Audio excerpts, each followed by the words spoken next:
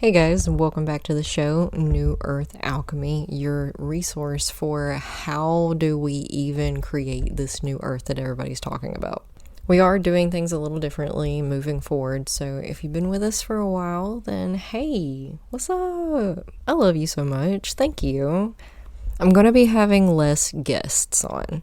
That's kind of a pain, and you know what? Frankly, sometimes I have better conversations with myself. I will still be having guests on, but not as frequently, and we're going to be a whole lot more picky about who.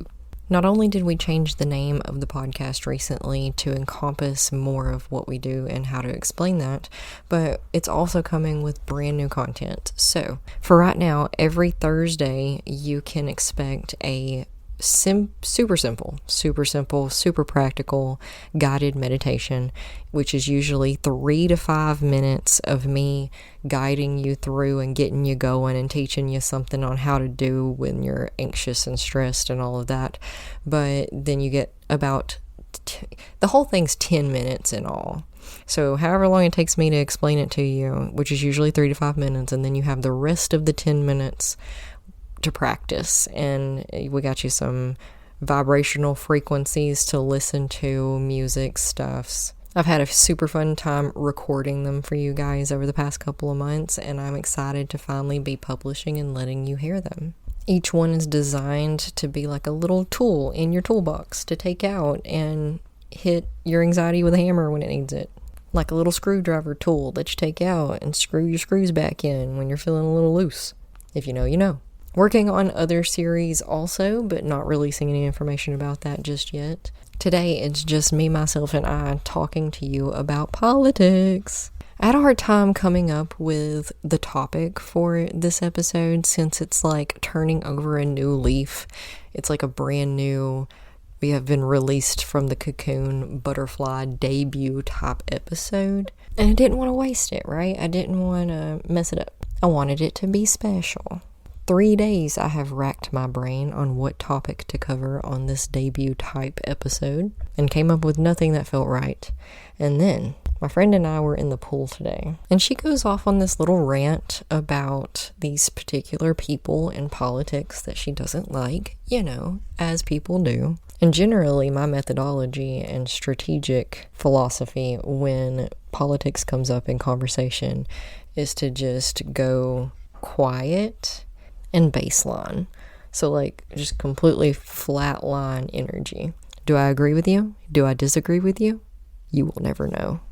And every now and then most people just let me do that. They just let they let it be what it is. They rant. I give them nothing, and then in a few minutes we just move on. Every now and then I'll have somebody who insists that I discuss it. So she insisted, and I even said no thank you. And she pushed, so I said, okay. And I explained that I don't talk about politics because everybody talks about politics incorrectly. You see, I see politics as basically a real-life HBO drama. It's all pre-scripted. There's a director behind all of them that you probably don't even know their name. There's agendas, planned plots, complete with the hero and the villain. Every movie, every story has a plot with characters, supporting characters, and main characters. The characters that you relate to and the characters that you hate. This is no different.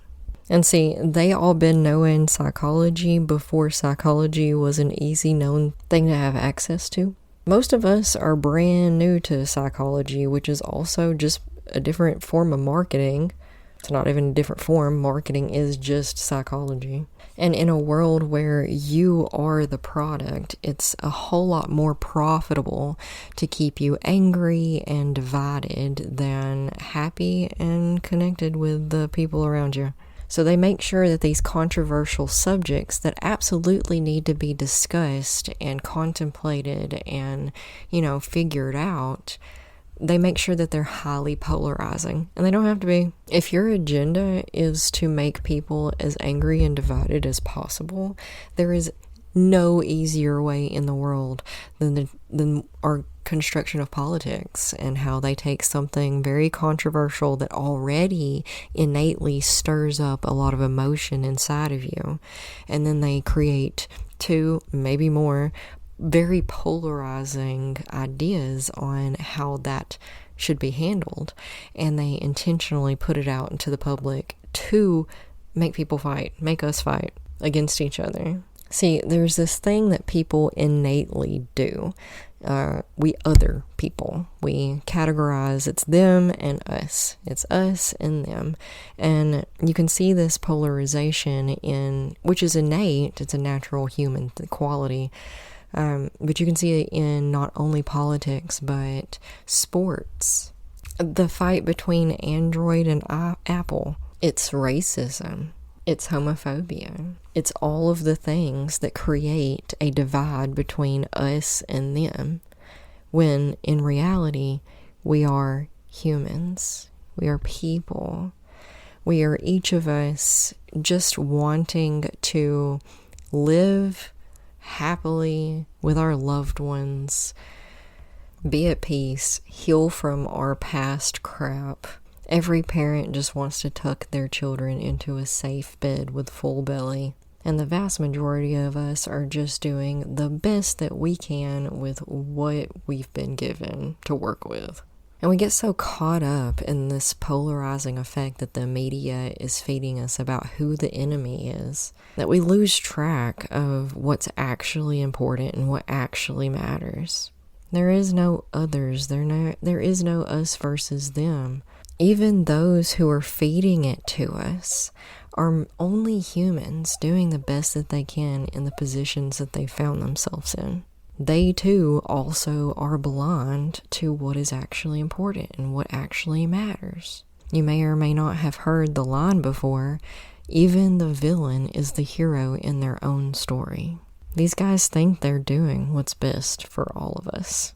Usually, anyway. So we're wasting our time by hating on that politician or this politician. We really shouldn't be discussing them at all. We should only know them enough as to know who represents your immediate area. And the 1 to 5 people, I'm probably paraphrasing, it's probably like 7 or 8. I really don't know. I do my best. But politics is hard on purpose. But that's a different podcast episode. You should only know about the people who directly you're voting for. And I want you to know them so well that they may know, they're probably not them, their secretary though, the person whoever's answering their emails, because they do answer them emails. You want them to know your name, and you want them to sigh every time they see it. Oh, here's this person again. Because they work for us. And it's up to you to be a good employer by checking in and making sure that they're doing their job correctly. You know how employees act when the manager's not around. You need to be checking out who your people are and subscribing to their newsletters that they send via email. Follow them on social media and turn on their notifications for that. You're giving them money. You better be paying attention to how they're spending it. See, I don't discuss politics with people because most of them can't get past all of this superficial surface stuff, the anger that they have at the certain politicians for their stance on the topic at hand that already drudged up all of these emotions, and now they can't see straight. That whole, do you like this politician, or what do you think about what this politician did? Well, it shouldn't be any different, any more personal than just an employer-manager type relationship. There should be no personal feelings involved. Everything should be very matter-of-factly. We have no business concerning ourselves with the employee of a different state that is ours. That's a whole different business. That's a whole different company. We need to focus on the employees that we have here in our state. Do we like them? Do we think they're doing a good job? Anything concerning the employees of the state 5 states over, that's just drama. That ain't got nothing to do with us.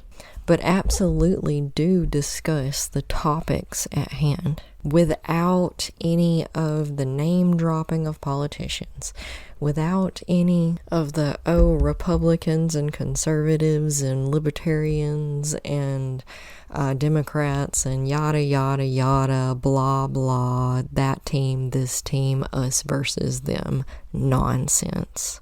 Because that's what they want you to do. They want you to bicker over the drama. Because if you're bickering over the drama, you don't have time to mess with the things that are actually important. You don't have time to manage them properly.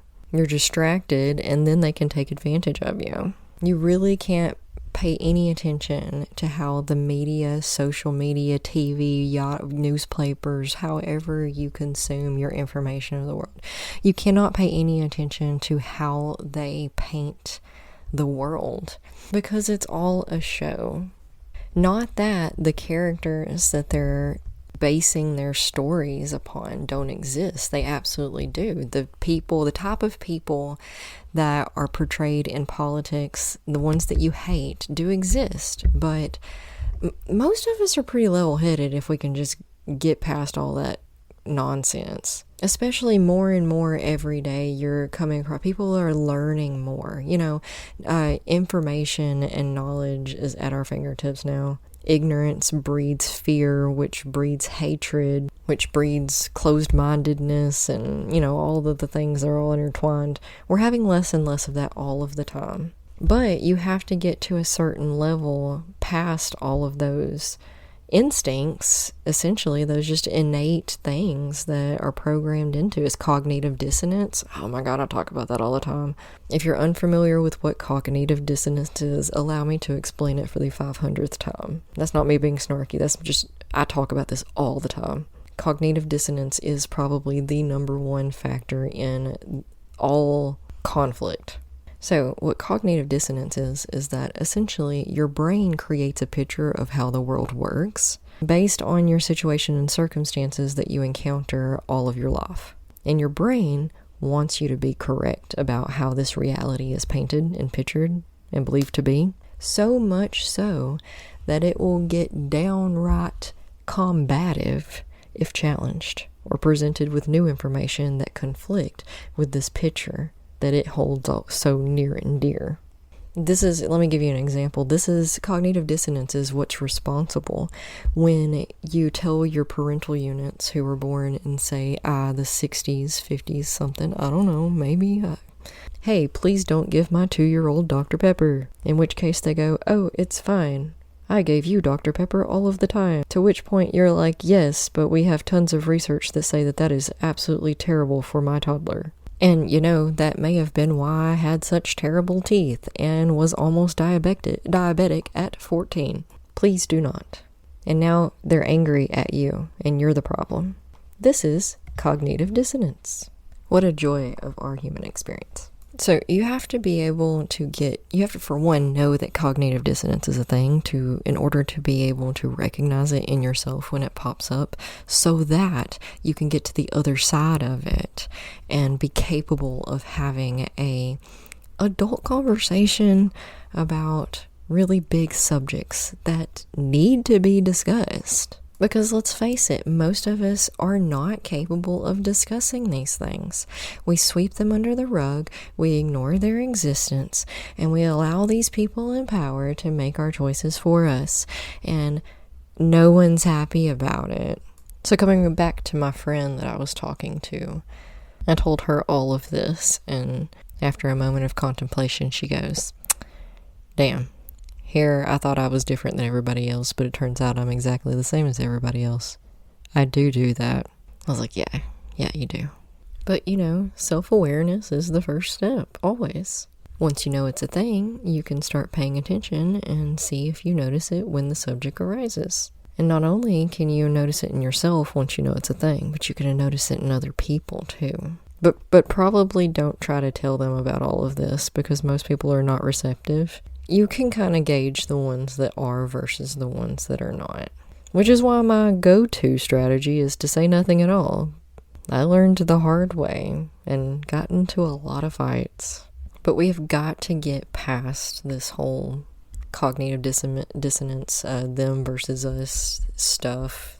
If we have any hope for making things better, you guys, we have got to learn how to talk about hard subjects. Sweeping them under the rug is only going to cause them to fester. So if you want to talk about these hard subjects in a adult-like manner, come talk to me. I'm happy to talk. I live to talk about things like this. I'm not interested in talking about anything at all that is superficial or surface area. But man, I could discuss these things forever. Please, I live for it. And I'm serious. I'm not just saying come talk to me like off the record, but if you want to come to the podcast, and you don't have to be a podcaster. In fact, please don't. Just regular people. I'd rather talk to regular people than people who are trying to sell something. More people who have an agenda, which I've had guests on the show that are wonderful, absolutely wonderful. Heart in the right place, mind in the right place, doing all of the things the right way that I love. And I've had the other ones as well. Who do I think is who? You'll never know. Well, obviously the ones I adore come back multiple times, but the ones that don't come back multiple times, it doesn't mean that I didn't like them. Maybe I asked them and they said no. Maybe we just didn't jive and it's not personal. Maybe we struggled keeping conversation flowing. I don't know. You don't know either. So anyway, that's how I feel about that. Another perk to me doing more solo episodes is that I'm really not very long-winded. When given the space and the opportunity, I can absolutely fill the space with words. But I don't really care too much, honestly.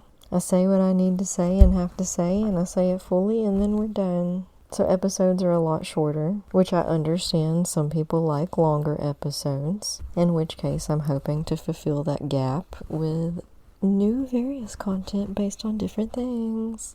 So I hope that you enjoy the new direction that the show is going in. I already enjoy it, and we're just now getting started. This is the new system that I'm setting up. Is bringing you so much more at so much less work on my end, which is crazy, right? But that's exactly how manifestation works. You know, that's how flow and alignment works, is you get more for doing less. Crazy paradoxes we're working with this world, this universe that we live in. And we're going to explore it together. So with all of that, let me know what exactly you want to discuss, or have me discuss at you. Or if you want to come on, we can discuss it together. Whatever, let's go. So I love you so much. You don't have to love me, but if you don't hate, or even if you do hate me, I don't know. I don't really care. Tell me if you love me, tell if you hate me. It's all interaction, and it all works great for the algorithm. But I'll see you next week, talk to you next week, or I won't. Either way, love you anyway. Namaste.